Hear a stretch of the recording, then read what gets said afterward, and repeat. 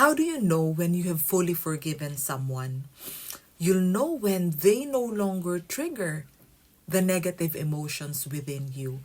So, forgiving others is primarily for your own benefit. It releases the weight of anger and resentment from you. It frees you from the hold that other people and the past have on you. If you don't know where to begin forgiving someone, you can start by imagining the life of the person who hurt you. How did they grow up? What did they struggle with? What's missing in their life? What are their problems? How are their relationships? How's their mental health? How else could they be suffering? When you see things from their eyes, you can begin to understand their behavior towards you. What they did back then was a reflection of what they're struggling with inside of them. You see that life hasn't been easy for them and that they didn't know a better way to cope and behave at that time. This perspective allows you to feel compassion for them, which is the beginning of forgiveness. This is how I learned to fully forgive my father years after he passed away.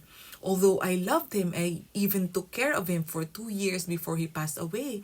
I didn't know that I hadn't forgiven him for being drunk every day when I was growing up until he was diagnosed with cancer.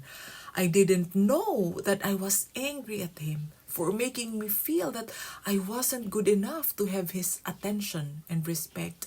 And I was angry with the things that he said and did when he was drunk. So although I loved him, I didn't cry when he passed away. And it took 14 years after his death when I finally learned about my unforgiveness for my father. And when I opened my eyes to what his life was like, starting from his childhood and his struggles as an adult, I felt compassion for him and total forgiveness followed. That was the time when all the happy memories with him, which I couldn't remember for many years because of the unforgiveness, they all came back to me. It's one of the best days of my life when I felt the utmost gratitude and love for my father. And it's been with me ever since. It was a liberating experience. There are other ways to quickly forgive someone. Like when you find yourself feeling offended by what someone said or did, ask yourself good questions that help you to tap into that inner wisdom. Like, what else does it mean? What is the positive intention behind what they did or said?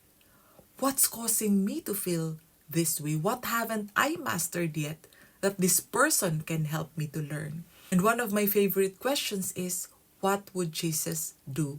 So, who do you need to forgive? When will you allow yourself to be free from this burden? Do it now.